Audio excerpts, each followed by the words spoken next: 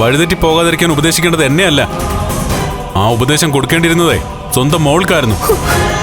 പിന്നെ ബലരാമനെങ്കിൽ കല്യാണത്തിന് മുമ്പ് മറ്റൊരു സ്ത്രീയിൽ കുഞ്ഞുണ്ടായ മഹാൻ അല്ലേ? നമ്മൾ അവനെ ഒന്ന് ശ്രദ്ധിക്കണം. അവൻ വഴിവിട്ട് പോവാ. ആ ഇസബല്ലയുടെ കൂടെ അവനെ വിടരുത്. ഇനി അഥവാ സത്യമാണെങ്കിൽ തന്നെ നമ്മൾ ഇഷ്ടപ്പെടുന്നവർക്ക് വേദന ഉണ്ടാക്കുന്ന തരത്തിൽ പറയാൻ പോകരുത്. ഒരു കാര്യം ഞാൻ പറയാം, ചന്ദ്രമതിയെ നീ വിഷമിപ്പിച്ചിട്ടുണ്ടെങ്കിൽ അതിനർത്ഥം നിന്റെ പോക്ക് ശരിയായ വഴിയിലൂടെ അല്ലെന്നാ. സാധാരണ രീതിയിൽ നീ മറ്റൊരാളെ വേദനിപ്പിക്കുന്ന രീതിയിൽ പെരുമാറാറില്ല. നിന്റെ സ്വഭാവത്തിൽ എന്തൊക്കെയോ മാറ്റങ്ങൾ വന്നിരിക്കുന്നു, അതുറപ്പാ. നിക്കണേ അവിടെ. നീ അങ്ങനെ പോയാലോ? അവന് കാര്യങ്ങൾ മനസ്സിലായി. ഇനി അവനൊക്കെ ശ്രദ്ധിച്ചോളും. ഇവനെ ഈ രീതിയിൽ കൊണ്ട് തെച്ചതിന്റെ ഉത്തരവാദിത്വം തനിക്കൂടാ. എന്തിനും ഏതിനും മക്കളെ ന്യായീകരിച്ച് പിന്തുണ കൊടുക്കരുത്. ഇവൻ ഏതെങ്കിലും സാഹചര്യത്തിൽ ഒരാളെ കൊന്നിട്ട് വരട്ടെ, അവിടെ താൻ ന്യായീകരിക്കും. സത്യങ്ങൾ മറച്ചു വെച്ച് ഇവരെ സംരക്ഷിക്കും. മതി സിദ്ധു, ഒന്ന് നിർത്ത്. നന്ദന് കാര്യം മനസ്സിലായി. കണ്ടോ, തനിക്ക് ദേഷ്യം വരുന്നു. നന്ദന് മനസ്സിലായിട്ടുണ്ടെങ്കിലും താൻ മനസ്സിലാക്കുന്നില്ല.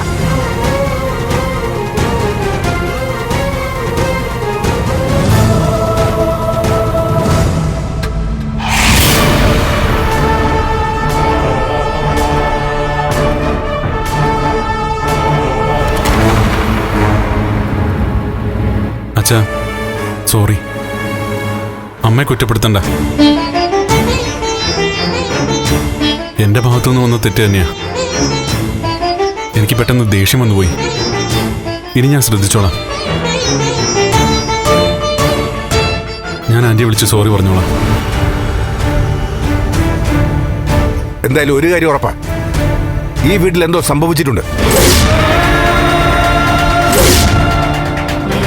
സാധാരണ ചന്ദ്രൊത്ത് നടക്കാത്ത കാര്യങ്ങളാ ഇപ്പൊ സംഭവിക്കുന്നേ.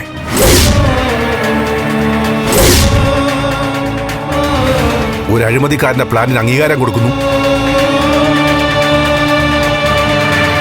ചന്ദ്രമതിയെപ്പോലുള്ള ഒരു പാവസ്ത്രീ ആക്ഷേപിക്കുന്നു. സ്വന്തം പെങ്ങളുടെ വീട്ടിലെ ചടങ്ങിന് കൊടുക്കുന്നതിലും പ്രാധാന്യം മറ്റു വിഷയങ്ങൾക്ക് കൊടുക്കുന്നു. എനിക്ക് മനസ്സിലാവാത്ത എന്തൊക്കെയോ ഇവിടെ നടക്കുന്നുണ്ട്. സിദ്ധു, നന്ദന്റെ പ്രവൃത്തി സിദ്ധുവിനെ വേദനിപ്പിച്ചതിൽ ഞാനും സോറി ചോദിക്കുന്നു. പോട്ടെ, ഇനി അതിനെക്കുറിച്ച് പറയോ വേദനിപ്പിക്കോ വേണ്ട. നന്ദൻ ഒരു ദിവസം ചന്ദ്രമതിയെ നേരിട്ട് കണ്ടു തന്നെ സംസാരിച്ചോളും. പോട്ടെ, ക്ഷമിക്കേ.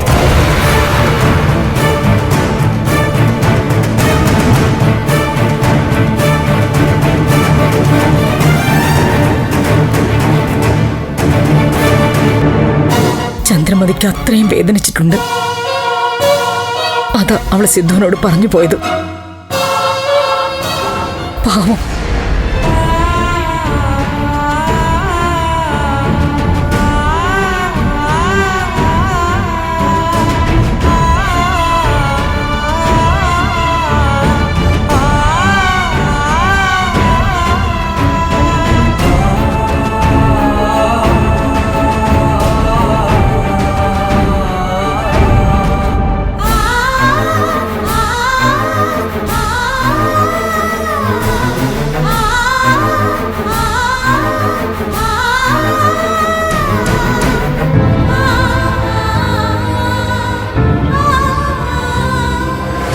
എന്നാ നീ ഒരു കാര്യം ചെയ്, പ്രിൻസിപ്പളിനോട് തന്നെ കാര്യം പറയേ.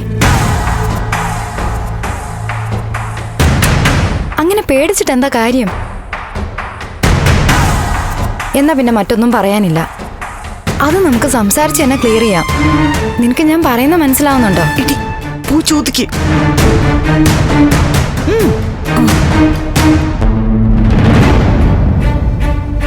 മതി, നിന്റെ ഇഷ്ടം അങ്ങനെയാണെങ്കിൽ അങ്ങനെ തന്നെ ആവട്ടെ. നീ ഒരു കാര്യം തീരുമാനിച്ചിട്ട് അതിൽ ഞാനെന്ത് പറയാനാ?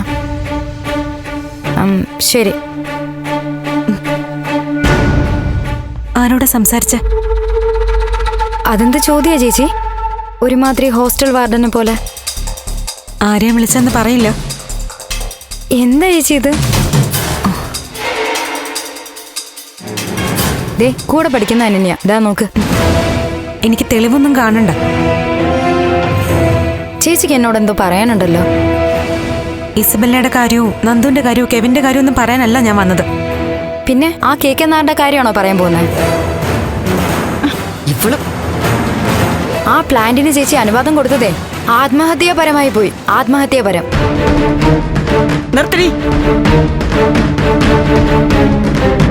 എടി ചോദിക്കടി. എടി ചോദിക്കാൻ.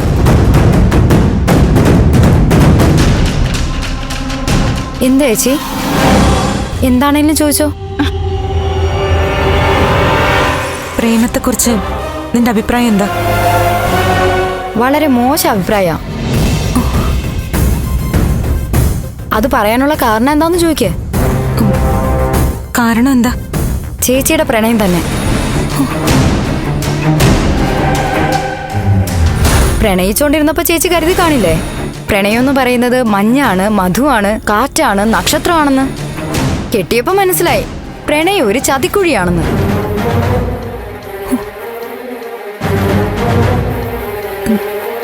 അപ്പോ നീ പ്രണയത്തെ വിശ്വസിക്കുന്നില്ല? ഹേയ്, അറിഞ്ഞുകൊണ്ട് ഞാൻ ആപത്തിലെടുത്ത് ചാടു ചേച്ചി. ഈശ്വര, ഞാൻ പറഞ്ഞില്ലേ എന്റെ മോൾ അങ്ങനത്തെ മണ്ടത്തരം ഒന്നും കാണിക്കില്ല. ഞാൻ അങ്ങനെയാ ഇവിടെ വളർത്തിയത്. എന്റെ മോളെ ഞാൻ സംശയിച്ചു പോയി. സത്യം പറഞ്ഞ ഒരു മനസമാധാനം ഇല്ലാതെയാ ഞാൻ നിന്നത്.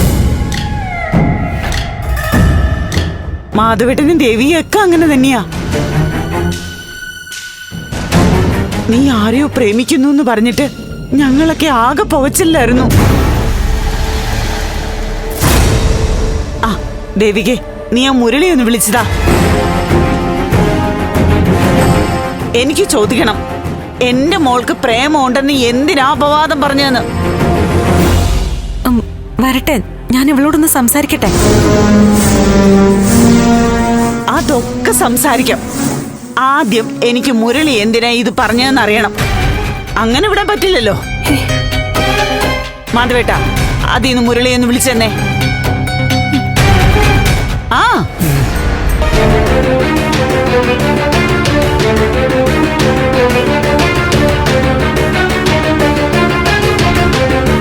വേണ്ട, മുരളിയേട്ടനെ വിളിക്കണ്ട.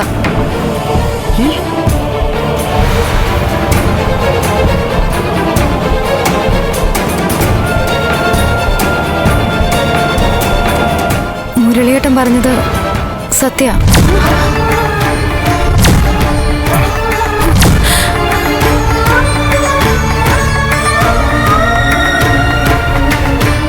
എനിക്കൊരാളെ ഇഷ്ടമാണ്.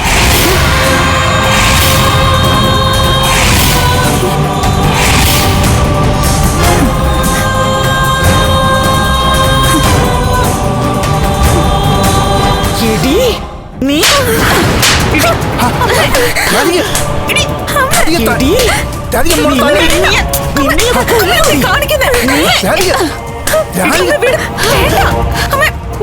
നാട്ടുകാരെ മൊത്തം അറിയിക്കണോ?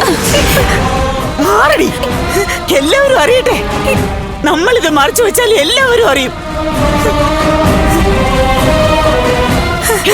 ഇത് ഞാൻ സമ്മതിക്കില്ലടി, സമ്മതിക്കില്ല. നീ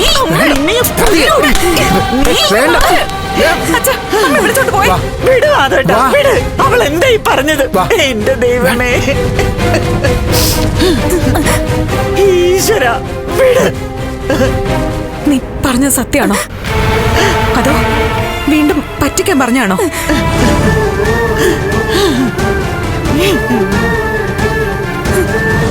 എന്റെ ഈശ്വര, പറയടി, നീ പറഞ്ഞത് സത്യാണോന്ന്? അതെ ചേച്ചി, സത്യമാണ്.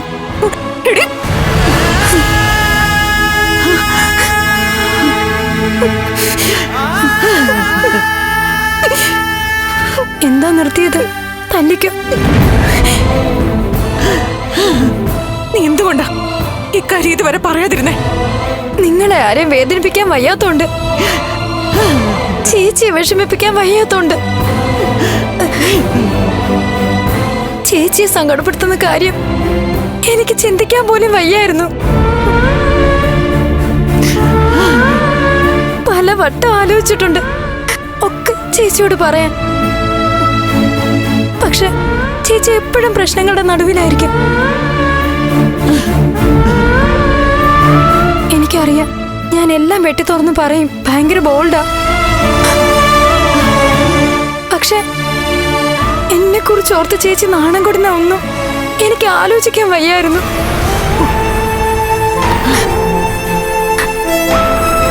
സോറി ചേച്ചി, എന്നോട് ക്ഷമിക്കണം. ക്ഷമിക്കണമെന്ന് പറഞ്ഞ ഒറ്റ വാക്കില് എല്ലാം കഴിഞ്ഞല്ലോ. ഞങ്ങൾ ഇനി എന്ത് ചെയ്യണമെന്ന് പറ. ഭാർഗവി ആന്റിയുടെയും ഗൗരിയുടെ ഒക്കെ ചോദ്യങ്ങൾക്ക് ഞങ്ങൾ എന്ത് മറുപടി പറയും? നമ്മുടെയൊക്കെ ബന്ധങ്ങൾക്ക് എന്ത് സംഭവിക്കും? നീ സത്യം പറ ശരി. ഈ കല്യാണം ഒഴിവാക്കാൻ വേണ്ടി നീ കണ്ടുപിടിച്ച അടവല്ലേ ഈ പ്രേമകഥ? കള്ളമല്ലേ? അങ്ങനൊരു പ്രേമം നിനക്കില്ല. അല്ലേ ചേച്ചി, കല്യാണം ഒഴിവാക്കാൻ കണ്ടുപിടിച്ചതായിരുന്നെങ്കിൽ ഞാൻ ആദ്യമേ ഇക്കാര്യം പറയുമായിരുന്നില്ലേ? ചേച്ചി, നവീനുമായിട്ടുള്ള കല്യാണത്തിന് ഇനി എന്നെ നിർബന്ധിക്കരുത്. ഇവള് ചോദിച്ച ചോദ്യത്തിന് ഉത്തരം പറ. ഞങ്ങൾ ഇനി എന്ത് ചെയ്യണം? അമ്മേ, ഞാൻ ഒരാളെ ഇഷ്ടപ്പെടുന്നുണ്ട്. പക്ഷെ അച്ഛന്റെ അമ്മയുടെ അനുവാദം ഇല്ലാതെ ഞാൻ അയാളെ കല്യാണം കഴിക്കില്ല. പക്ഷെ മറ്റൊരാൾ എന്റെ ജീവിതത്തിൽ ഉണ്ടാവില്ല. ശരി, അതാരാ? ആളാരാണെന്ന് പറയാൻ. ശരി, നീ ഇഷ്ടപ്പെടുന്നത് ആരെയാണെന്ന് പറയാൻ. ചേച്ചി പ്ലീസ്, എന്നെ നിർബന്ധിക്കരുത്. അത് പറയാൻ സമയമായിട്ടില്ല. വിടുമാറവേട്ട, ഇവളെ ഇന്ന് അതിനെ നോക്കണോടി. നാളെ മുഹൂർത്തമൊക്കെ. ആരടി അവൻ? ഞങ്ങൾക്കറിയണം. പറയടി. മോളെ, നിന്റെ കാര്യത്തിൽ ഞങ്ങൾക്കൊരു ഉത്തരവാദിത്വമുണ്ട്. ചേച്ചിയുടെ കാര്യത്തിലും അതേ ഉത്തരവാദിത്വം ഉണ്ടായിരുന്നോ? എന്നിട്ട് ചേച്ചിയുടെ പ്രണയം എപ്പോഴാ വീട്ടിലറിഞ്ഞ്? ശാരി, ഞാൻ പറഞ്ഞു ദേവിയെ ഇങ്ങനെ വിഷമിപ്പിക്കരുതെന്ന്. ചേച്ചി, ഞാൻ വീണ്ടും പറയുന്നു, ഞാൻ ചേച്ചിയെ വിഷമിപ്പിക്കാൻ പറയുന്നതല്ല. പക്ഷെ എന്റെ സ്വാതന്ത്ര്യങ്ങൾ അടിച്ചമർത്താൻ നോക്കിയാ എനിക്കും ചോദ്യങ്ങൾ ചോദിക്കേണ്ടി വരും.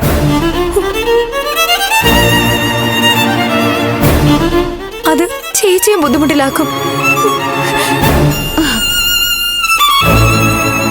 ഞാൻ ഒരാളെ ഇഷ്ടപ്പെടുന്നു എന്ന് കരുതി ഈ വീട്ടിൽ നിന്ന് അകന്നു പോകുന്നില്ല. കുടുംബത്തിന് വേണ്ടി ഞാൻ കൂടെ ഉണ്ടാവും. പക്ഷെ എന്റെ ഇഷ്ടങ്ങള് കുടുംബത്തിന് വേണ്ടി ഞാൻ അടിയറവ് വയ്ക്കില്ല. അതിന്റെ ആവശ്യമില്ല.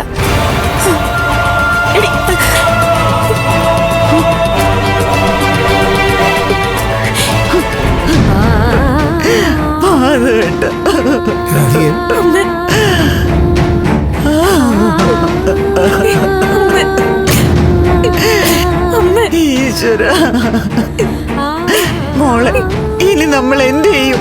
വരട്ടമ്മ, നമുക്ക് ആലോചിക്കാം.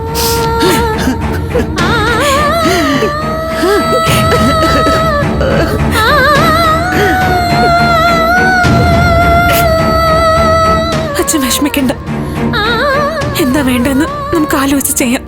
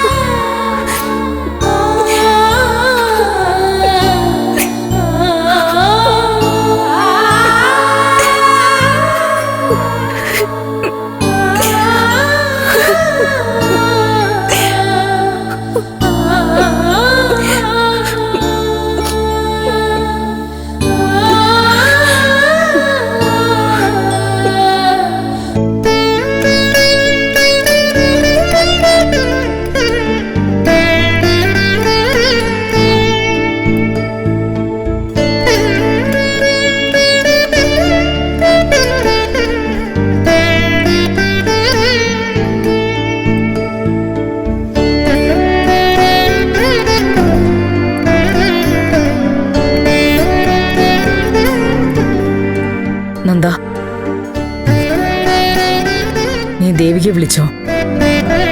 വിളിച്ചില്ലമ്മേ. അതെന്താ വിളിക്കാത്തെ? നീ അവളെ വിളിക്കണം. ഞാൻ വിളിച്ചിട്ട് എന്ത് പറയാനമ്മേ? നീ അവിടേക്ക് ചെല്ലാന്ന് പറഞ്ഞല്ലേ? പറഞ്ഞു. പക്ഷെ ഇപ്പോഴത്തെ അവസ്ഥയിൽ ഞാൻ അവിടെ ചെന്നാൽ അത് ശരിയല്ലല്ലോ. ശാരികയ്ക്ക് പ്രേമബന്ധം ഉണ്ടെന്നറിഞ്ഞത് ദേവികയെയാ കൂടുതൽ വിഷമിപ്പിച്ചിരിക്കുന്നേ. ഒരുപാട് തെറ്റിദ്ധാരണകൾ രാധികയ്ക്കും ദേവികയുടെ അച്ഛനും ഉണ്ടാവും. കല്യാണത്തിന് വാക്ക് കൊടുത്തിട്ട് അവസാന നിമിഷം അതിൽ നിന്ന് മാറുകയെന്ന് വെച്ചാ കുറ്റപ്പെടുത്തൽ ദേവികയുടെ മേലാണ് വന്നു വീഴുന്നതെന്ന് ദേവികയ്ക്കും തോന്നൽ വരും. ഇനി ഈ രാത്രിയിൽ പോണ്ട. നീ ഒന്ന് വിളിക്കേ, വിളിച്ചൊന്ന് ആശ്വസിപ്പിക്കേ. അമ്മേ, ദേവിക്ക് എന്നോട് ദേഷ്യമായിരിക്കും. ഞാനല്ലേ ശാരിയുടെ പ്രണയത്തിന്റെ കാര്യം വിളിച്ചു പറഞ്ഞത്. അതൊന്നും സാരമില്ല. ഇത് നേരത്തെ പറയേണ്ടതായിരുന്നു. ഇങ്ങനെ സങ്കടപ്പെടുത്തി എല്ലാരോടായിട്ട് പറയണ്ടായിരുന്നു.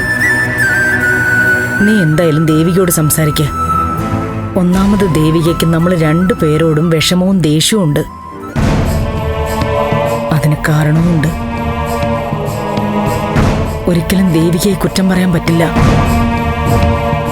അത്ര വലിയ നീതികേട നമ്മൾ ദേവികയോട് കാണിച്ചത്.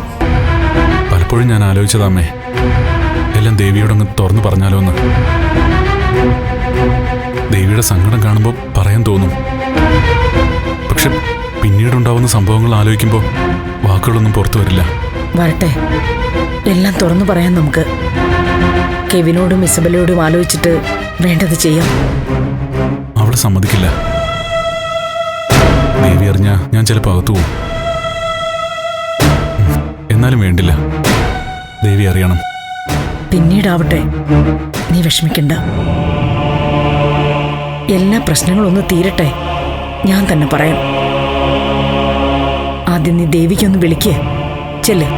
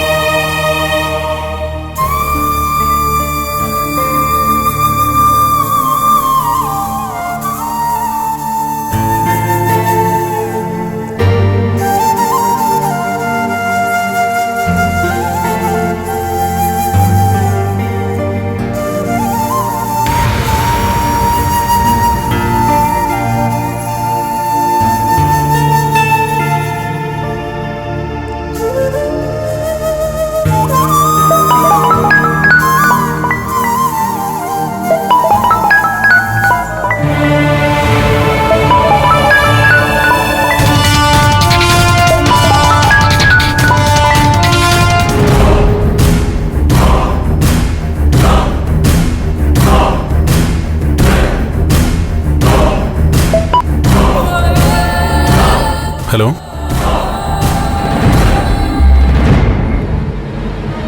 Hello Bella. നന്ദൻ തിരക്കിലാണോ? ഫോൺ എടുക്കാൻ വൈകി. ഏയ്, തിരക്കൊന്നുമില്ല.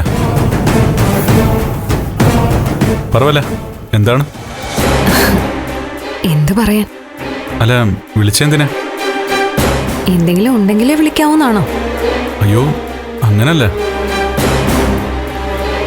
അതോ രാത്രി വിളിച്ചത് ഇഷ്ടപ്പെട്ടില്ലേ? ഏയ് അല്ല, അങ്ങനൊന്നും അല്ല.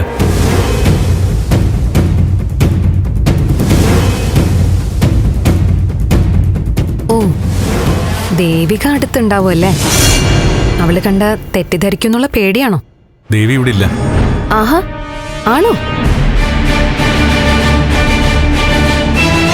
ദേവി അവളുടെ വീട്ടിൽ പോയി.